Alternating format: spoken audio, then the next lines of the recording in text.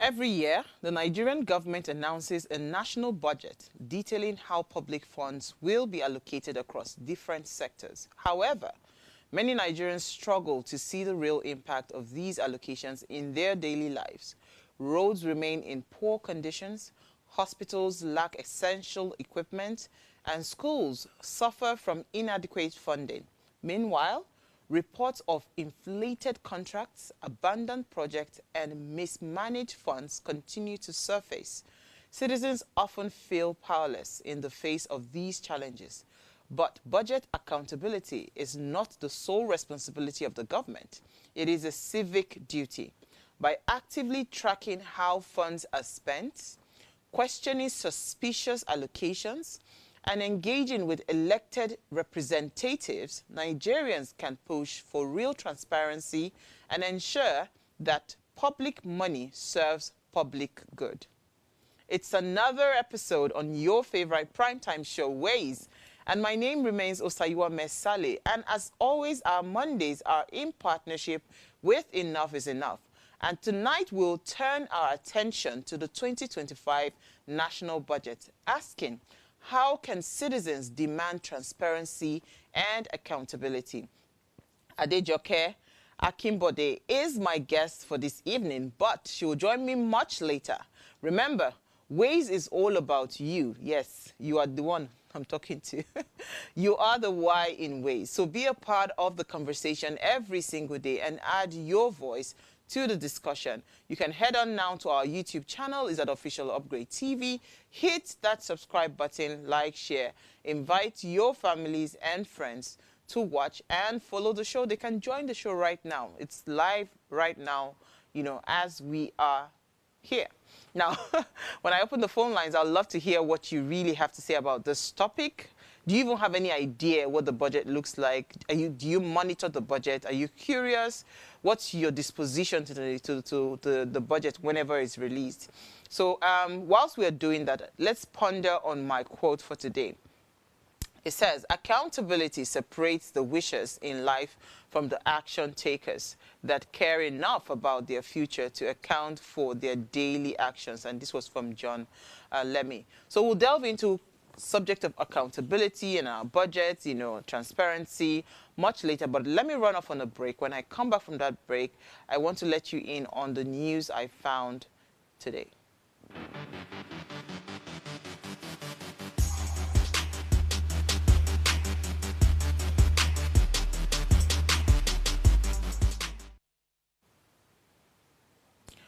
All right, so I'm going to start off with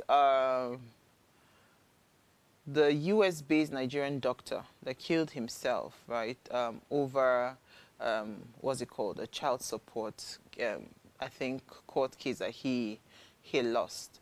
So according to the news that was flying all over the social media, right, it was first of all reported that he killed himself over, he committed suicide over a $15,000 child support, monthly child support, that he was a Nigerian doctor that was living in the US, and he lost a custody battle with his ex-wife, and this happened on the 26th of January, right? He's from Anambra State and has been in a very long and difficult divorce battle, including a fight for custody for his children. So that is the report.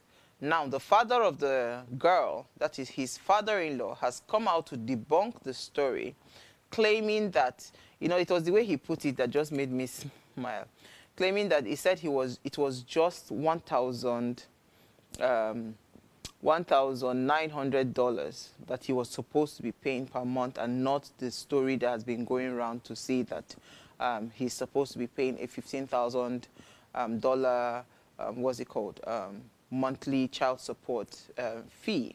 That's what the father is saying, and he's saying that please, people should stay away from his family, and it's almost like, people are putting his daughter, like, calling her all sorts of names, and he says that he will not, if you need any information, you should go to the state court, right, in Maryland, right, and check your facts, and stop being, stop propagating something that is wrong in his opinion. that this is the claim that the guy was a quiet and peaceful guy that, I mean, the father gave it to. He says, go to the state of Maryland court circuit and check numerous restraining orders. Quiet and peaceful guy, my foot. Any more rubbish talk about my family, I will share more revelations. So apparently the man says he is a bulldozer. I'm a bulldozer and will bulldoze any lying blogger. Nobody should blame my daughter for the embarrassment that he caused everyone. So I think this is the father just coming out to defend his daughter. Sadly, somebody has died in this case. So we cannot say it is him versus her. Of course, they will definitely go to the courts to go and verify. But I would rather just plead with people to respect the situation, because it's quite sensitive. Whether you like it or not, this man is their father. The person that is talking is their grandfather. The daughter is still the mother of those children. So in all of these things, I always say adults can go ahead with their madness, but when children are involved, I would advise that we tread cautiously.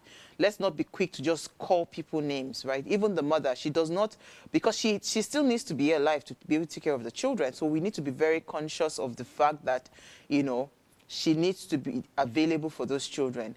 What if she is also, because I feel like for somebody to get to that stage of committing suicide, the person must have given up hope. What if we make her lose hope as well? So we need to be very conscious. And I thought, to mention this as on a very sad note, as my first news interest that I found for today. So I'll move on to the next story. This was quite interesting. A scam situation. They says that a suspected, I think she's a 52-year-old Thai woman that was suspected to be involved in Thailand's biggest romance scam, had been arrested at Hat Yai Airport. Now, according to the Bangkok Post on Sunday, the Central Investigation Bureau revealed that the woman identified as Ora Thai, she's 52, was detained upon arrival from Malaysia. She was wanted on an arrest warrant for her alleged role in aiding a Nigerian-led romance scam syndicate. So since it's the month of love, I just thought to mention this because the amount is staggering. Actually, the amount that the scammer managed to siphon from this person is $86 million. This is the most expensive romance scam that involved a transactional gang that used a fake LinkedIn profile of a U.S. Army doctor in Afghanistan to deceive. Now, this is the person that they deceived. The chief financial officer of a multinational company in Thailand, the Thailand branch of that company. So $86 million was what was scammed from that man's siphoned from whatever account that he had. I'm just saying that this is the month of love. People will send you flowers. They will send you different things. We just need to be conscious. We need to be careful. These guys are heartless and they are ruthless. They are everywhere, claiming to be who they are not. So you just need to be very conscious before you engage. We say this all the time, but I still wonder how people fall victims of scammers. Well, let me not too talk, but I take pride to say that maybe because because I feel like there has to be some element of something inside of you that attracts them. I don't know. But this one now is maybe the guy was really just desperate for love or something, because I don't know how $86 million left his, I don't know. I'm sure he's very light right now. So I'll take my final story for the day. Angote, see you. When I saw this story, I was just laughing. I begged all these people that you people should tell us the exact amount. They never still talk. We will keep on saying it for the time they would hear. Tell us how much this crude cost, how much it takes to refine. I mean, you should be able to calculate it. I mean, these days, thank God for technology and everything, we should be able to have some level of accuracy with our finances to say, okay, if it comes to me at XYZ amount, this is how much. By the time I add all the diesel and everything, blah, blah, blah, manpower and everything, this is how much a liter should cost, in terms of production cost. Then you now know how much your sale cost will be. Last week there had been talks about marketers boycotting Dangote saying that imported fuel rather has become cheaper and all of that. So now Dangote has, of course, this is what he knows how to do best. Me, I like this kind of thing. Just keep on slashing because in the end, we are the ones that will benefit from it. But Dangote actually slashed the prices of fuel, and marketers now are now saying that they are afraid because they are afraid that the imported fuel that they have imported, they might record losses. The decision by the Dangote refinery to reduce the ex-depot price of premium motor spirit that is known as petrol came at a huge cost to many petroleum marketers. Marketers who spoke to correspondents of Punch said that Dangote's sudden price reduction, right, must have been occasioned by the recent warnings that some traders were planning to resort to importation if foreign PMS remains cheaper than the ex-depot prices of locally refined products. So, yeah, on Saturday night, the capacity of 650,000 refinery told Nigerians that it had reduced its price from 950 naira to 890 naira in a bold move. But I still bought fuel at 970 naira this evening. So I don't really know how this is going to play out in terms of us, the end users. In a bold move to drive economic relief for Nigerians, Dangote Petroleum has reduced the ex-depot price of premium motor spirit, commonly known as petrol. I don't know. So I want to understand how this translates to the end user.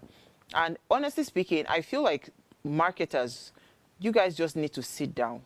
Whether we like it or not, we've complained several times that for us to be able to boost our economy, we must continue to promote local production.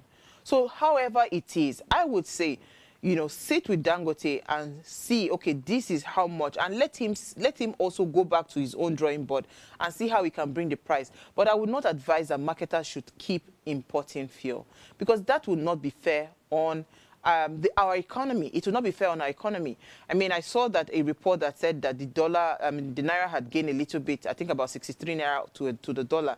So if we keep on encouraging local production, that is what will happen eventually to our economy. It becomes better for all of us. So let's be intentional about not being quick to say we want to get imported things. Even for our foods and everything, let's train our taste bud to get used to local productions, right? That is the only way we can come out of some of the challenges that we have economically in Nigeria and boost the economy, and the economy becomes self-sufficient and it is now sustained. Otherwise, we'll just keep on going round in circles. So I'll take a break now. When I come back from that break, let's discuss the 2025 budget, and I have my guest on standby. Stay with me.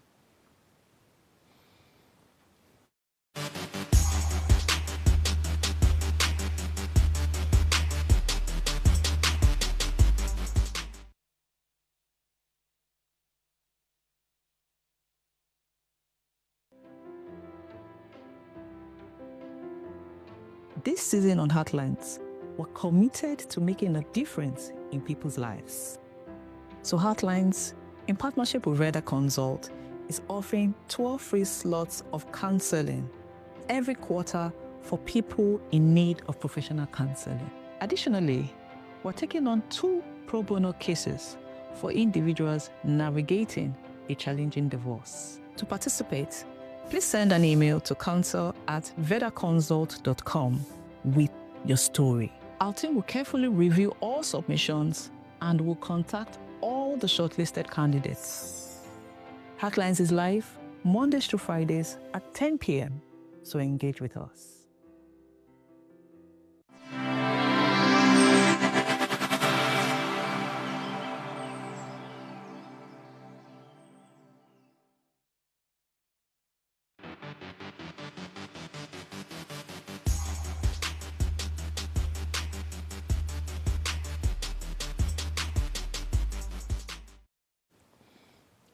Hi, thanks for staying tuned. Now, against this backdrop, of course, of the budget release, right, the 2025 national budget has been proposed at 449 naira, 96 trillion, a significant increase from previous years. While the government has outlined plans to prioritize security, infrastructure, education, and healthcare, the real issue is whether those funds will be managed efficiently or lost to waste and corruption, as we always see all the time. Now, to join me to unveil, unpack the 2025 budget, right, is Adejoke Akimbode. She's the Senior Research and Policy Analyst at Budget, and she's joined me virtually. Thank you so much, Adejoke, for joining me this evening. Thank you for having me. Good evening. Okay, so first of all, I'd like to just ask a very, very, very funny question. You know, are we meant to understand the budget? Because I feel like every time they release a budget, it's like it is not meant for it is meant to be kept complicated so that many people would not question, because if you cannot question what you don't understand. But are we meant to understand what a budget is, you know, when it comes to as it pertains to our country? Absolutely. I mean, everybody is supposed to really understand the budget document as a whole. And it's just unfortunate that the budget document is very bulky. It's around 2,000 plus pages. So I don't blame anyone that cannot take his or her time to scrutinize what is in the budget. But ideally, in an ideal situation, every citizen actually wants to understand the budget. So when you say that, yes, in an ideal situation, every citizen is supposed to understand the budget, do we have access to that document as citizens? Because you see, it's important that we build a foundation to this conversation so that when we now start to tell people that you can hold your leaders accountable, you can ask for transparency and all of that, then they now know how to go about it. Are citizens, you know, able to access the budget? And if they are, where is this place that they are supposed to be able to access those documents to say, okay, yes, they are also monitoring it? Oh, yes, the budget that is accessible to everyone. If you go to budget office, so if you go to their website to see the budget documents there, even past budgets, proposed budgets, approved budgets, everything is actually online for citizens to access. So everyone actually has access to the budget documents. So if everyone has access to the budget, I'm just curious because, again, why are we not having intentionality in advocating that people should really go there? Well, that's why we're having this conversation today. But there's no much noise around the fact that it is important for us to, because you see, it seems like whenever we are talking about anything that has to do with national budget and all of that, as citizens, we just feel like it is for the politicians and for those in government, right? It doesn't concern us.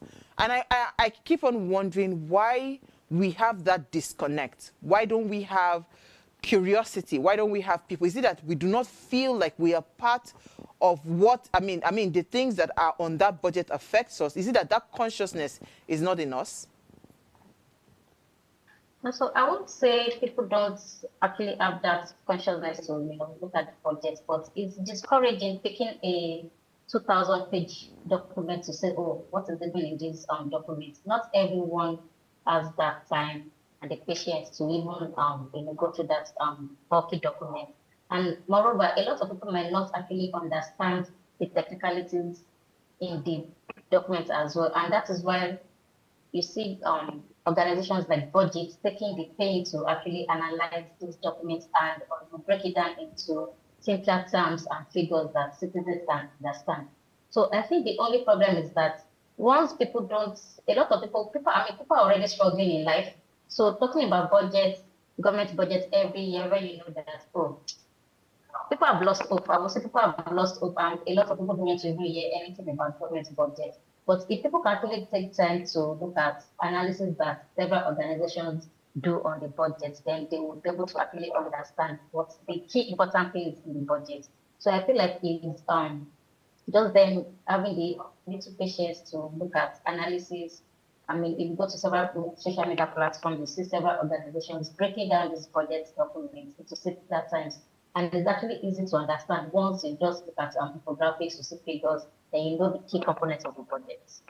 Thank you so much for that, because honestly speaking, I'm on your document, the one that budget did is so easy, because I keep on saying that it doesn't have to be complicated, because there's an intentionality to just keep a huge number of people from looking at it. But with this infographics, right, that budget did, it's easier to say, okay, I can picture what it is that is being said, because I feel like if there's any will within, I'm now talking about the government, for them to, if there's any will for them to be transparent about the budget, and they want the citizens to be involved with budget conversations and transparency and all of that, then they would also make the information, right, to be appealing to the citizens. I would not sit down and read a 2000 document when I never read my book finish.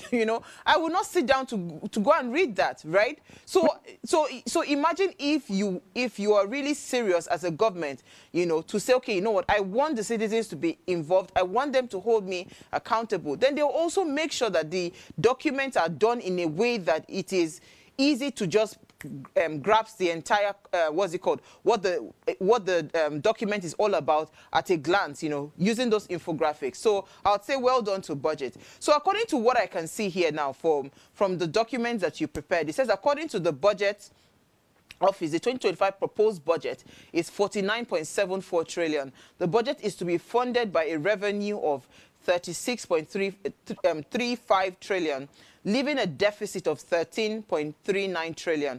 Out of the 49.74 trillion, which is the proposed budget, 16.33 trillion will be used for debt servicing, and 14.85 trillion for capital projects. Recurrent non-debt expenditure will take about 14.12 trillion, while 4.44 trillion will be for statutory transfer. Can you please help me break down what this means?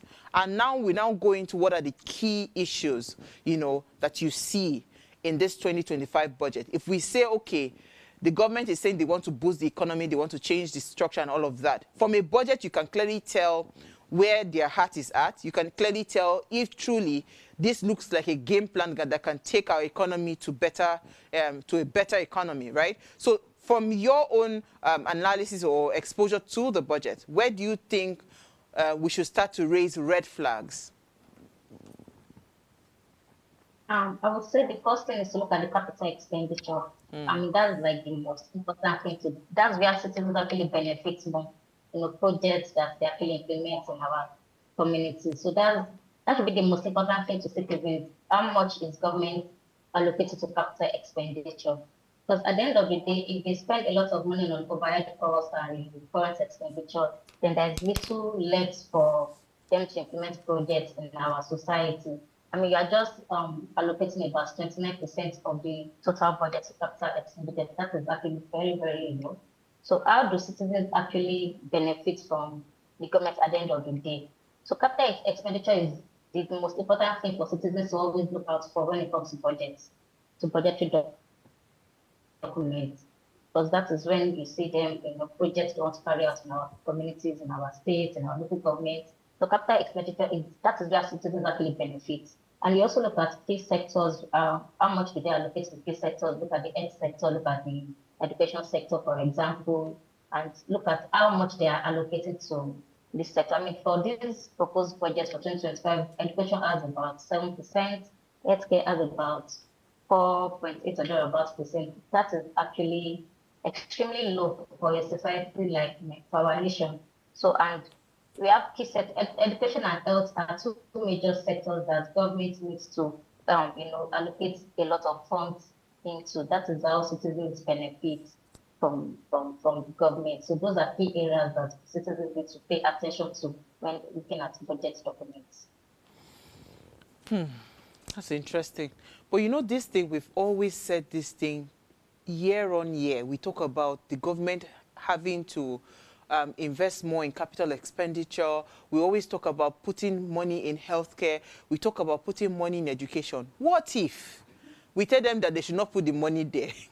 Just make maybe infrastructures that can then support better earnings. I can go and pay expensive money for healthcare, it's fine. But because, I'm saying this because someone has said that The definition of insanity is doing the same thing over and over again and expecting a different result, right? This is what we say all year on year. We always say that, oh, the government needs to focus on capital. And we keep saying that as the year goes by, they still do not focus on those capital expenditure. They always go back, you understand, to the same way they've been used to doing things, right? So is it not, will it not be wisdom if we too start to change our language? Let's tell them not to focus on on education and healthcare. I'm just saying it as I mean, just me thinking out loud.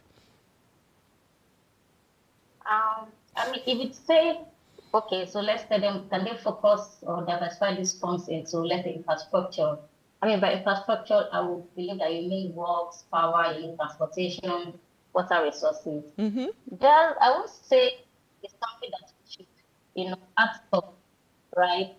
And that's because on a normal day, they are actually mandated to provide adequate infrastructure for citizens.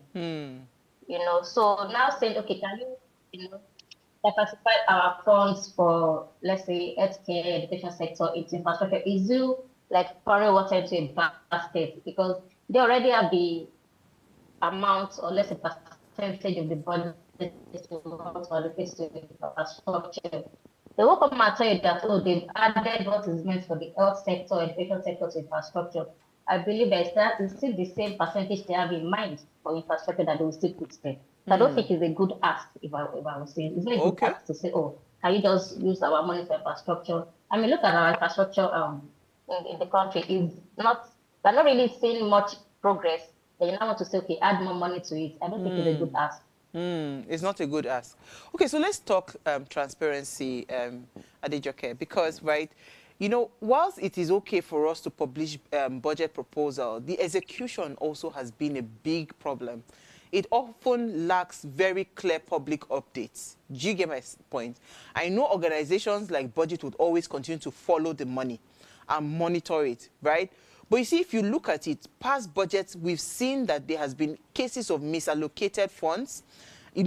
We still have huge cases of abandoned projects, and we're not even touching inflated contracts, right? So if we say we want to intentionally now start to push for transparency and accountability, how do we follow the money? How do we ensure that whatever it is that, okay, let's even say it's already a flawed budget, right? Okay, this flawed budget, let me even see you implement what you have, even penned down to say this is the budget. How do we go about that as citizens?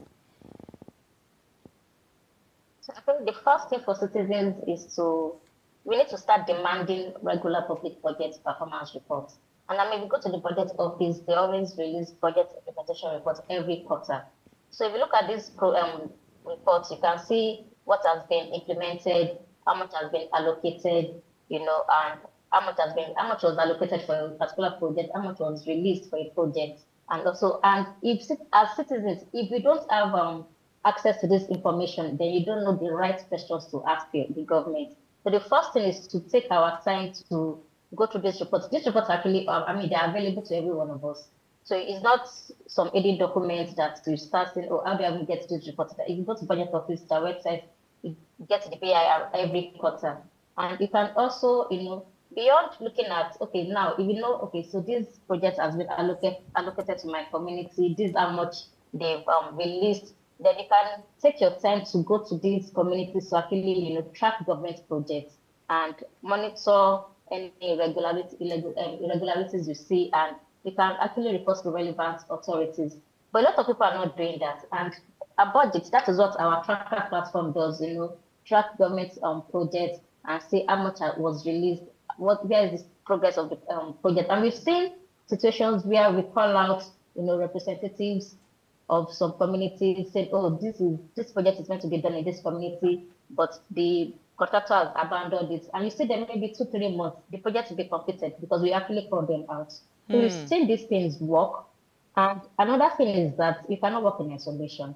So you see a lot of civil society organizations try to, partner together, form a coalition to have a louder voice in demanding transparency and accountability from the government. So working together also, makes it more effective in some sort of way. I was just going to say that, and you just hit the nail on the head, because I was saying that that was fantastic. Now imagine how we can kind of scale that up, right? To make sure that it is now happening across different parts of the country. Across that means the truth is that the citizens must truly get involved, because budget cannot go and hire, you can't go and employ so many people, right? But imagine if we now start to take ownership to say, this is our project, this is our community, and every community intentionally monitors this project. Then it then speaks to the inflated costs, because again, we did a particular street in an area I had lived in, and I know how much that street cost us.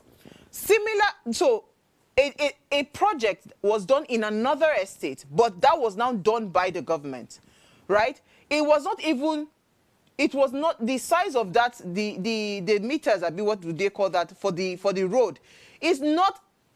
I think if you need to divide the road we built by 3 to get just that one road, or by 4 to get just that one road, and yet the cost was 10 times what we spent, because we're spending from our own pockets. Different houses had to contribute money to be able to buy all the things, build the drainages, do the interlocking and all of that. The same interlocking and everything, but because it was a government project, right? That project cost like 10 times the amount that a longer stretch of road cost us to make. So inflated costs, dubious allocations. Reports, of course, have shown that there's always been excessive spending on different things when it comes to government projects. So how do we check that? So we can check that they've not done the job, is abandoned. But how do we then check that that project should not have cost as much as it did? So for that, it's actually very sad that it's bad that they don't even allocate enough funds for critical sectors like the healthcare sector, education, infrastructure. There's excessive spending on a lot of non-essential projects, and how citizens can actually take action for that is, the first thing is to actually, analyze the budget. So once you have the budget analyzed, you scrutinize the budget documents from the beginning to the end. You are able to, identify some areas of concern, and also you compare allocation of funds to the actual needs of the people. Once you have that information, then you can then say you want to advocate for maybe what we call reallocation of funds. You can demand that, okay, maybe funds for a particular project should be redirected to other critical sectors that I feel are more important and citizens will actually benefit more. You can say, oh, you don't, in this community, you really don't need street lights, but you don't have a functioning primary health care center, So it will be better to reallocate the funds for street lights to build or to make our PHC more functioning. So, but if you don't have the knowledge of the budget, you cannot do that. So the first thing in anything is to actually know what is in the budget, know what is supposed to come to your community, and then you demand reallocation of funds. And like I always say, the most important thing these days is the use of social media and traditional media. You can't amplify your voice. You cannot, demand for transparency and accountability from the government without the use of social media. You need to, you use social media to raise public awareness about wasteful spending through campaigns, media engagement, even newspapers, and also there's what we call community development associations as well. So this can be formed within communities, and they will serve as a pressure group that can actually, develop what we call maybe a community charter to take to their representatives to actually say, okay, these are the needs of our communities. And one thing you will notice is that a lot of citizens only have access or feel they can only talk to their representatives every 4 years. I'm not necessarily every 4 years, that's an election period. So when election is near, you see representatives going to communities, citizens that having meetings with them, and after election, they don't bother about them again till the next 4 years. So the communities can actually engage their representatives. It can be via email, sending letters to them, and you actually outline the needs of your community so that when they're actually developing the budget, they prioritize your needs first, before saying, oh, they want to add other projects. Because the truth is that they may actually feel, oh, we need our community to be lighted, street lights, we need pipe-bound water. but that's not what the communities actually need. Maybe there's no primary school or there's no secondary school in that community. Though I want to be the citizens will prefer to have a school that the children can actually, attend that street light. So there's what we call needs assessment. So needs assessment needs to be carried out to actually know what citizens actually need, because there are needs and there are wants. So needs to be prioritized over wants. Absolutely. Okay, so we'll take a break now, right? I mean, thank you for sharing that very important point to note. So for every community, you can actually engage your representatives and say, we don't need, because I think all of them just like to do road, because road is the easiest way for them to siphon money. But we'll take a break, right? When we come back from the break, we'll share more insight on how we can, of course, demand transparency and accountability, especially as regards our budget. Stay with us.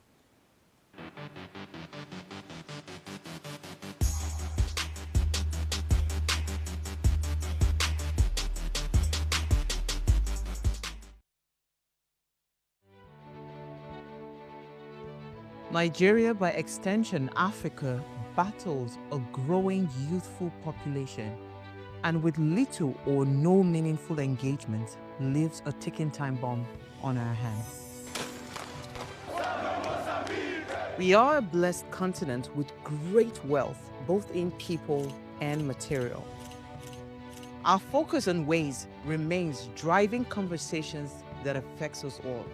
Topics in the news, social concerns, politics, leadership, governance, empowerment, resource management, conflict management, finance, SME sustainability, technological innovation, food security, health, education, brain drain, our well-being, citizenship, and much more. Our goal is to continuously drive these conversations, keep them burning at the table to effect a positive change, both for our nation and continent.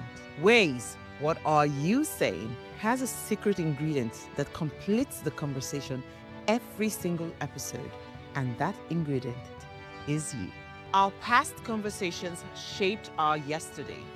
To shape our tomorrow, we must keep talking. So, I want to hear you. Be a part of our live conversations Mondays through Fridays. And let's all have our say.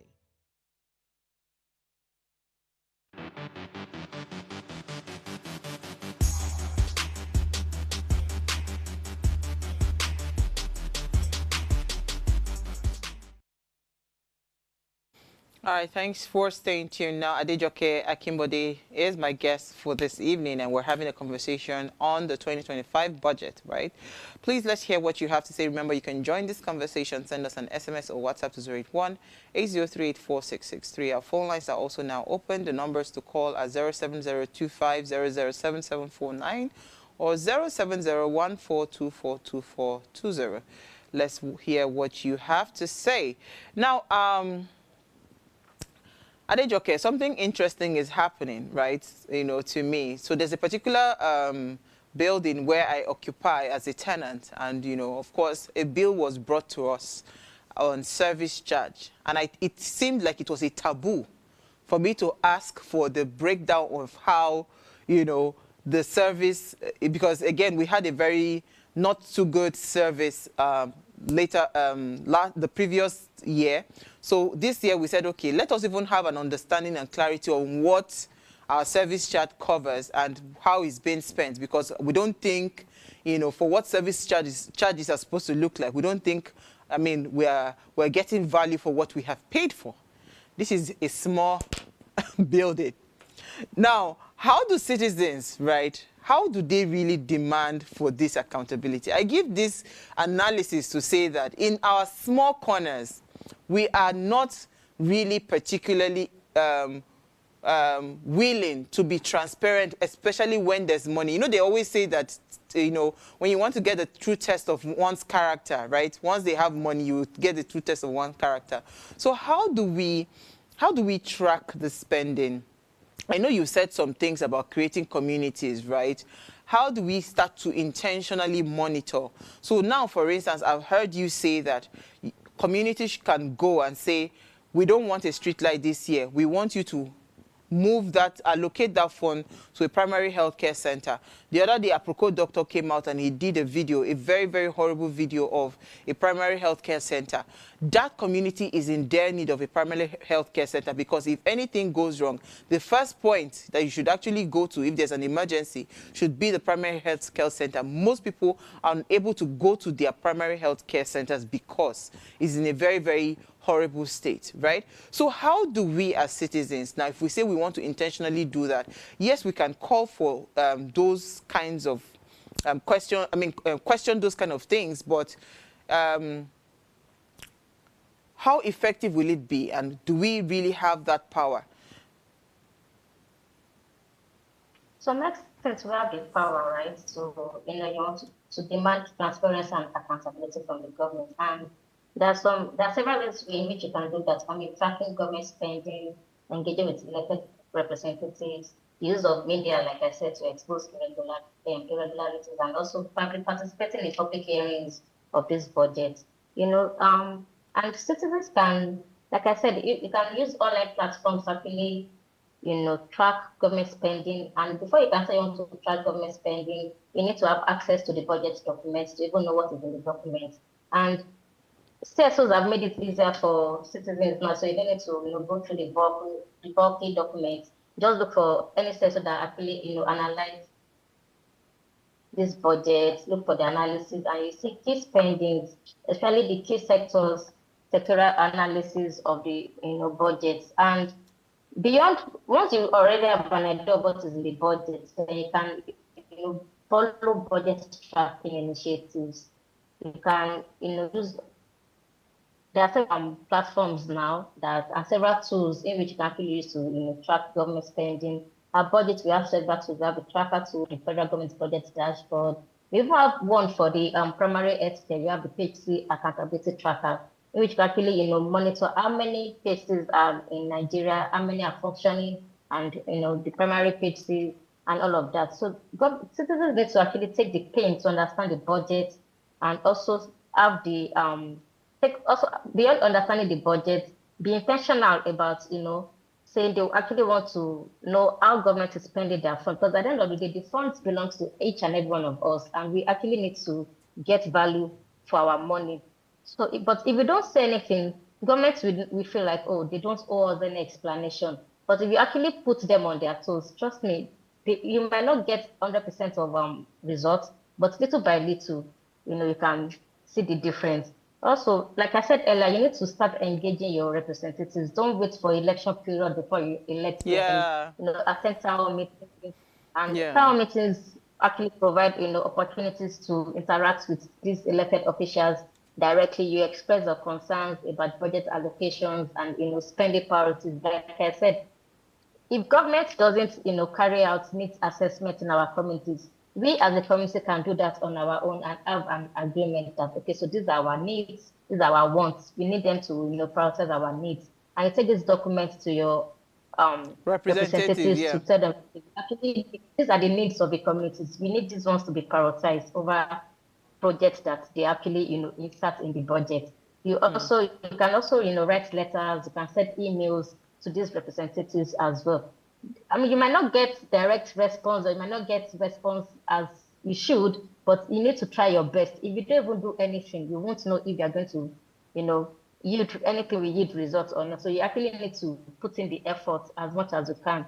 And also, you need to participate in public consultations as well. A lot of government agencies actually conduct public consultations on budget proposals, if we are being honest. But we need to be aware, and some of them actually, announce these things on social media as well. So that's why we need a lot of people to be active on social media. So we need to be aware and actively participate in these consultations. And this will actually allow us as citizens to be able to influence decision making as more as it may be, or as little as it may be. We can actually also influence decision making as well. And also, like I said earlier, the use of media is very, very important. Social media can be used to expose irregularities in our budget. You report suspicious activities that you feel, oh, they are in the budget. One thing we do our budget is every year we take our pain to look at the old documents and bring out frivolous items. And when I say frivolous items, I mean you see a lot of ministries, agencies, inserting having projects I in mean, there was their a budget that line was items passed. I think that it was Ondo that he said for phone call 200 million or something. I saw that story last week. Like, and I mean, who does that? And again, you see ministries in certain projects that are not actually under their mandate, are not actually under their mandate.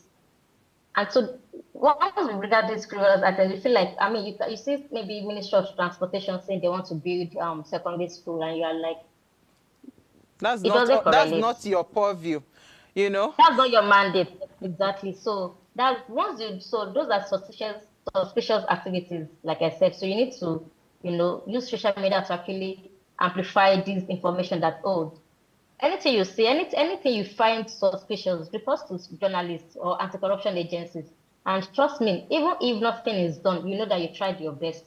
Like I said, you tried your best. So any information you have shared with the media, social media platforms, we have a lot of them these days that actually, and everybody sleeps on social media these days. So they will always see whatever you're talking about. And also you need to, participate in public budget hearings. So once budget is out, there's always public hearings, and a lot of people will just say, oh, it's none of No, my but I was just going to business. say Trust me, it's to you, our business. Adejoke, all these things you're saying, they're really amazing, and it will help for transparency and accountability.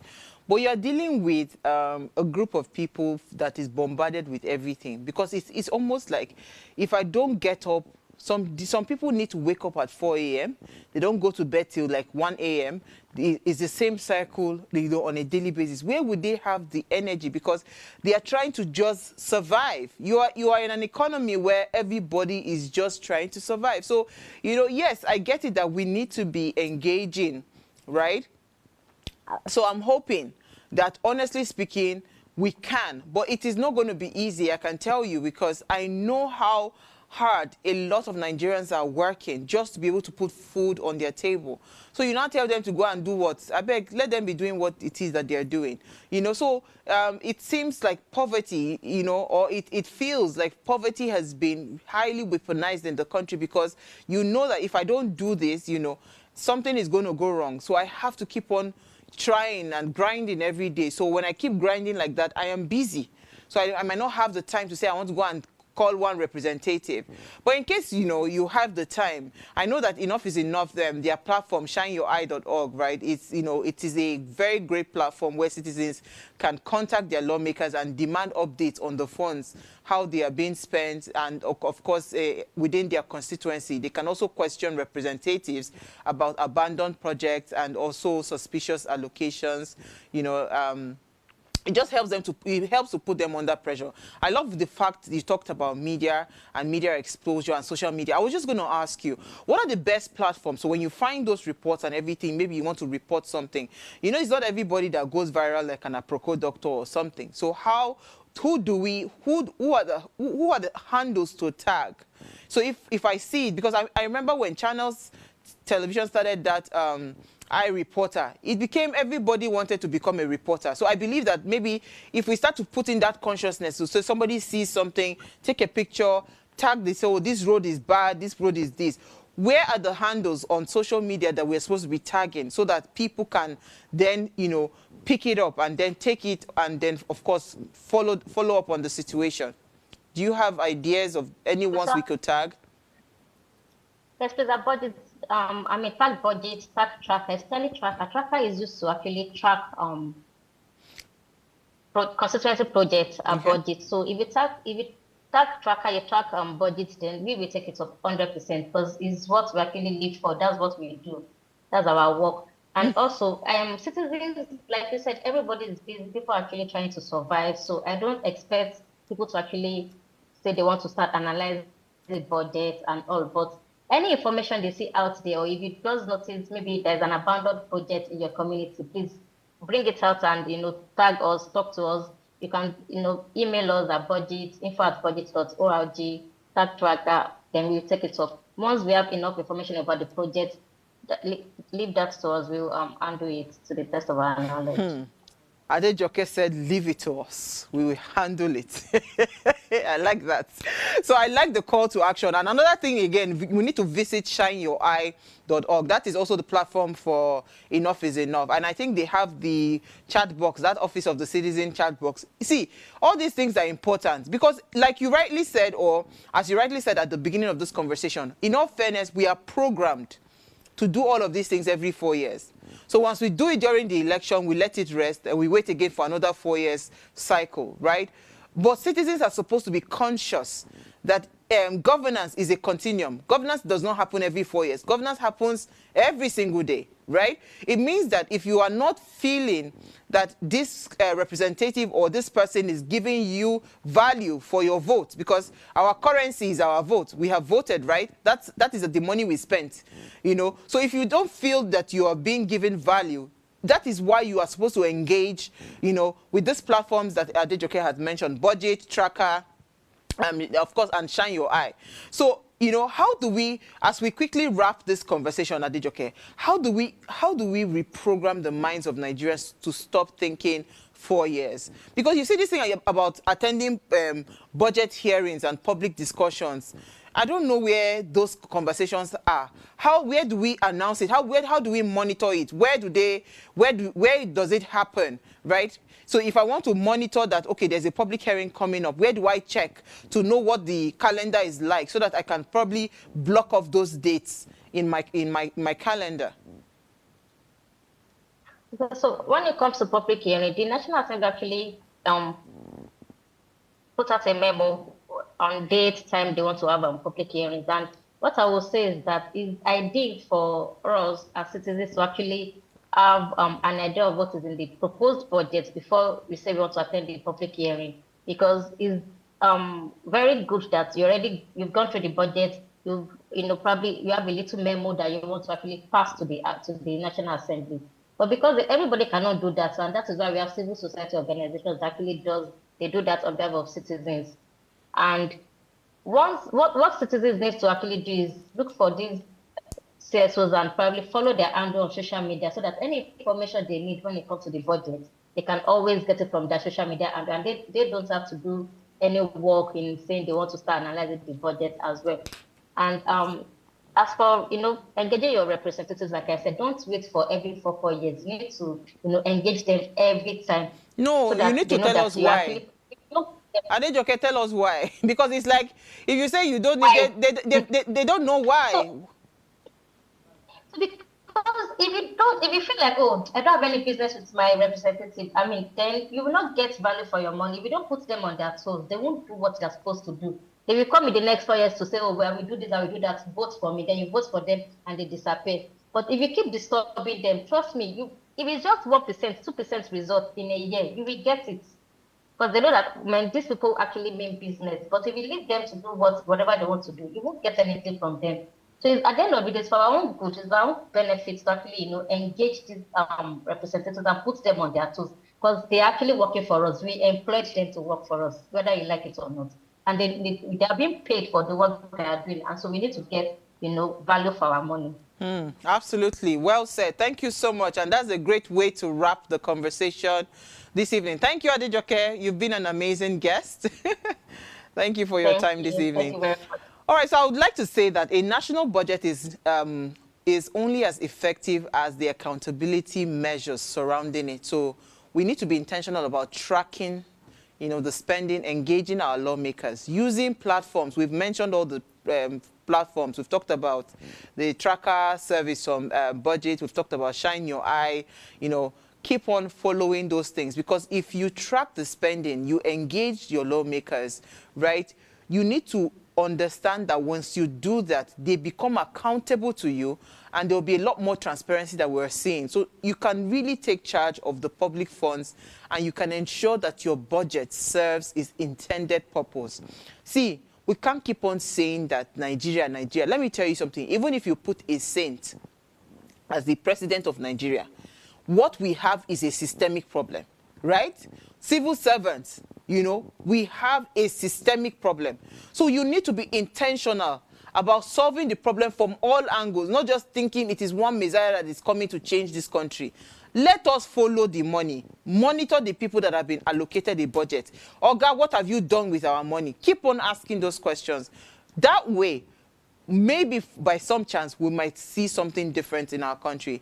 Thank you so much, guys. Thank you to our guest again. And thank you to Enough is Enough, because our Mondays, you know, we specially dedicated it to partner with them, you know, for free, just to be able to bring quality conversations and bring that citizen consciousness, right? So it's important that you know what you need to do, what your role is as a citizen. Okay. Before I go, ensure you subscribe to our YouTube channel. It's at Official Upgrade TV. You can interact with us further. Drop a comment, and most importantly, follow all our engagements on social media. Like, share, and invite your families and friends to watch and follow the conversation. Now, if you missed our quote for today, it says, accountability separates the wishers in life from the action takers. What action takers, rather, that take care enough about their future to account for their daily actions. That is what it does. And this was from John Lemmy. I'll see you guys tomorrow at 8 p.m. Enjoy the rest of your evening.